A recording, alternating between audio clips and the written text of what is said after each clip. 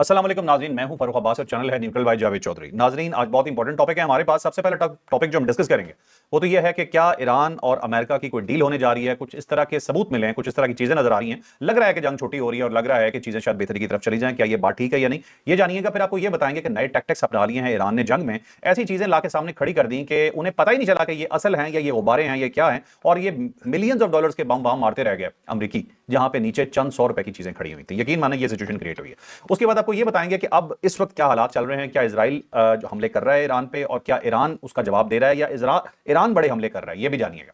और उसके अलावा जो एक बड़ी इंपॉर्टेंट चीज है वो ये है जी कि यूई के एक जो एक तो नहीं कह सकते, यूई के सदर का एक बयान है। उन्होंने एक बयान दिया, मुझे समझ नहीं आया ये बयान उन्होंने अभी क्यों दिया, इससे पहले इस तरह की चीजें क्यों नहीं सामने आई, तो ये भी बताएंगे। फिर आपको ये बताएंगे कि नए रहबरे आला जो है ईरान के, उनका इंतखाब कब हो रहा है। हो सकता है बहुत जल्द आपको मालूम हो जाए डेट, और उसकी डिटेल्स आपको बताएंगे किस तरह से हो रहा है। फिर आपको जी हम ये बताएंगे कि इंटेलिजेंस रिपोर्ट आई है। अगर मैं कहूं ना कि पूरे आज हमारे व्लॉग में सबसे इंपॉर्टेंट खबर कौन सी है, तो वो शायद यही खबर होगी, और वो है कि इंटेलिजेंस रिपोर्ट अमेरिकी एजेंसियों ने ट्रंप को दी। हैरान कौन रिपोर्ट थी, लेकिन ट्रंप ने उसके बावजूद क्या किया ये जानिएगा। लेकिन ये रिपोर्ट बहुत अलार्मिंग है, ईरान के हवाले से है। तो ये होंगे आज हमारे डिस्कशन टॉपिक। तो अपने पहले टॉपिक की तरफ चलते हैं सबसे पहले, और वो टॉपिक हमारा ये है कि चौधरी साहब हमें जरा ये बताइए कि क्या डील होने जा रही है। देखो, डील होगी ईरान और अरबों के दरमियान। अमेरिका और उसके साथ जो इसराइल है उसके साथ ये डील नहीं होगी।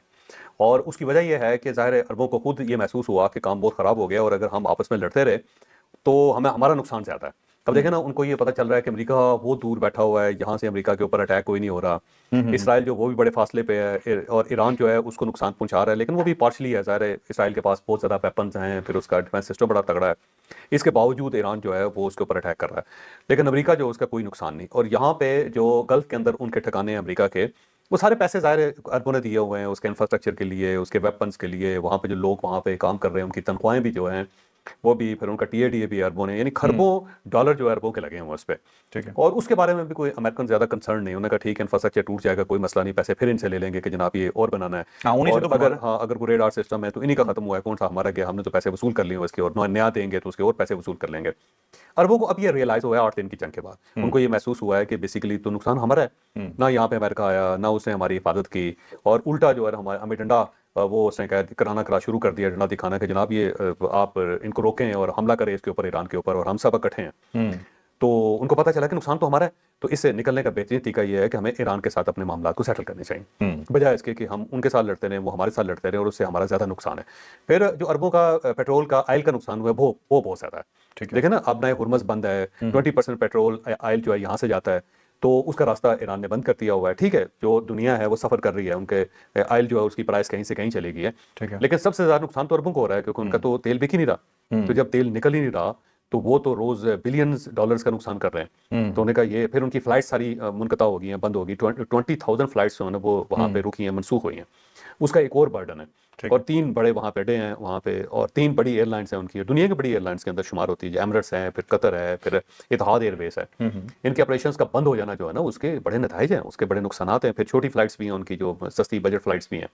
तो अगर एयरपोर्ट्स बंद हो जाते हैं, अबू धाबी का एयरपोर्ट बंद हो जाता है, फिर कुवैत का एयरपोर्ट बंद हुआ है, फिर मस्कत का थोड़ा सा खुला हुआ है, एयरपोर्ट्स ऑलमोस्ट बंद है। ऑलमोस्ट सऊदी अरेबिया का भी स्पेशल फ्लाइट्स नहीं है जो चल रही हैं। दुनिया की जो 5 बड़ी एयरलाइंस हैं वो सारी यहाँ पे हैं इसी रीजन के अंदर। अगर वो बंद हो जाती हैं तो रोजाना खरबों रुपए का नुकसान है, वो भी उनको महसूस हो रहा है। और लिहाजा उन्होंने ये सोचा है कि मामलात को सेटल किया जाए। तो सबसे अहम जो किरदार है सारे मामले में, मुझे लगता है कि वो प्रिंस मोहम्मद बिन सुलेमान का है। अच्छा। उन्होंने खुद फोन करना शुरू किया, ईरान के क़यादत के साथ उनका राब्ता हुआ, फिर बैकडोर चैनल्स उनके खुले हुए थे, उन्होंने एक दूसरे के साथ बात की। फिर उन्होंने डायरेक्ट फ़ोन कर दिया प्रेसिडेंट को, फिर उसके साथ अर्दोगान को फ़ोन किया, वो भी ज़ाहिर बैकडोर डिप्लोमेसी उस साइड से भी चल रही है। फिर पाकिस्तान को बुलाया गया, फिर पाकिस्तान फील्ड मार्शल वहाँ पे गए, और उनका भी ज़ाहिर पाकिस्तान का राब्ता दोनों के साथ है, ईरान के साथ भी है और सऊदी अरेबिया के साथ भी है। तो इसके बाद मेरा ख्याल है, और फिर जो बड़ा जेस्चर जो है वो ज़ाहिर ईरानी प्रेसिडेंट की तरफ से दिखाया गया। उन्होंने बाकायदा वीडियो बयान रिकॉर्ड करके कहा जी कि हम ठीक है, हम आपसे मदद चाहते हैं, लेकिन हमारा मकसद आपको तंग करना नहीं था, हम तो सिर्फ अमेरिकी अड्डों के ऊपर हमला कर रहे हैं। और साथ ही उन्होंने एक शर्त रख दी कि जी हम आप पे हमला नहीं करेंगे उस वक्त तक जब तक आपकी तरफ से हमला नहीं होता।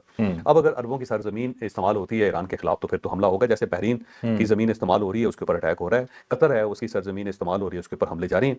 सिर्फ कुछ मुल्क हैं जिनको मेरा ख्याल है यूएई है, फिर उसके साथ सऊदी अरेबिया है, फिर कुछ और अमान के ऊपर पहले नहीं कर रहे थे वो, मस्कत के ऊपर।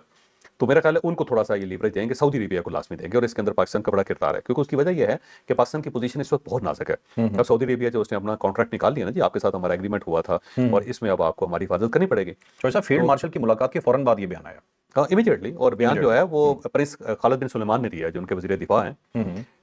ये आप उसकी बात कर रहे हैं, मैं मसूद पज़ेश्कियान के बयान की इसकी बात बात कर रहा हूँ। डेफिनेटली को पाकिस्तान इसके अंदर इंगेज था दोनों साइडों पे, और उसके बाद ये फैसला हुआ है। मेरा ख्याल है पाकिस्तान ने बड़ा अहम किरदार अदा किया इसके अंदर। ये फैसला हुआ है कि ईरान की तरफ से जेस्चर दिखाया जाता है, दूसरी साइड पर सऊदी अरब की तरफ से इसको वेलकम किया जाता है। और कल एक बड़ी अहम मीटिंग हो रही है, वो हो रही है अरब लीग की मीटिंग। उसके अंदर भी ये मामला उठाया जाएगा, और मुझे लगता है कि अरब लीग जो है एक बड़ा फैसला करेगी कोई, और वो फैसला यही होगा कि जी ठीक है, हमारी सरजमीन जो है ईरान के खिलाफ इस्तेमाल नहीं होगी। ठीक है। अच्छा, और लेकिन अगर ये इस्तेमाल नहीं होती तो फिर मामला सेटल हो गया। फिर जो अमेरिका और इसराइल, उसके पास सिर्फ एक ही ऑप्शन बचेगा, वो इंडिया जाएंगे, फिर इंडिया का डे इस्तेमाल करेंगे। ठीक है, लेकिन जोसेफ इसमें एक चीज ये भी तो है ना कि जंग का साइज छोटा हो गया।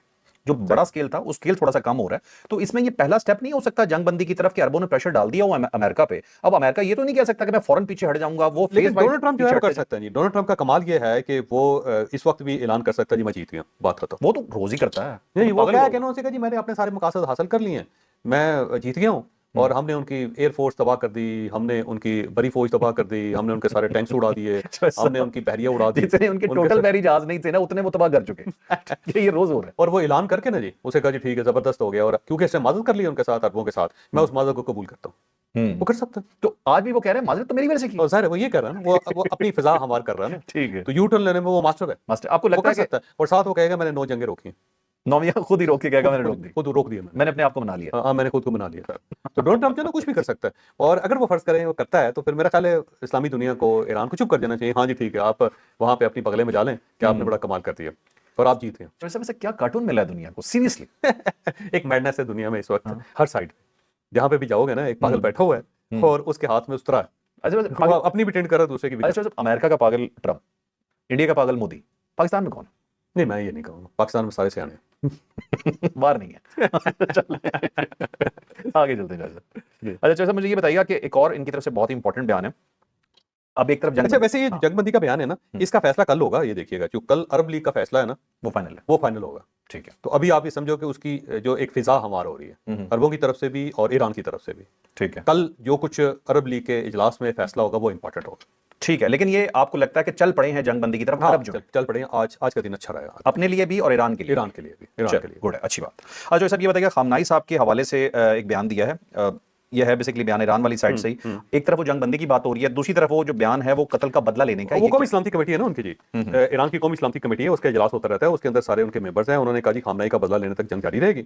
और दूसरा उन्होंने कहा कि दोस्त मुल्क जो हैं उनके ऊपर हम हमला नहीं कर रहे, हम अमरीकी फौजी अड्डों पर हमला कर रहे हैं, और क्योंकि वहां पे हमारे ऊपर हमला होता था तो हमने इसलिए उन हमलों का जवाब दिया। अब वहां से हमले रुक जाएंगे तो हमारी तरफ से कोई किसी किस्म का जो इन्विजन है वो नहीं होगी, हमारी तरफ से कोई किसी किस्म की हरकत कोई नहीं होगी। थोड़ा सा लेटेस्ट हमलों को भी बता दीजिए। लेकिन वो मैं बताता हूँ आगे चल के। अब ये मसला ये है कि खामनाई साहब का जो कत्ल है उसको तो नहीं भूल सकता ईरान, क्योंकि खामनाई साहब जो है अहले तशय्युई के लिए बहुत बड़ी शख्सियत है। दुनिया में 2 शख्सियत अहम है इनके लिए, एक आयतुल्लाह सीस्तानी है और दूसरे आयतुल्लाह खामनाई से। और ये वली फ़िक़ा भी थे, और इनका फ़िक़ा पूरी दुनिया के अंदर पढ़ाया जाता था। ये आपके लिए शायद ये नई चीज़ होगी कि जो अहले तशय्युई होते हैं उसके अंदर मुफ्ती नहीं होता। अच्छा। मुफ्ती अहले सुन्नत के अंदर होता है। अच्छा। तो हम में अगर कोई भी इशू बनेगा ना जी, तो हम फौरी तौर पे मुफ्ती साहब के पास चले जाएंगे, जो करीब तरीन मुफ्ती साहब होंगे कि आप इसके बारे में वजाहत करें, वो एक फतवा दे देंगे हमें। ओके। और उससे हम अपने मामलात को सेटल कर लेंगे।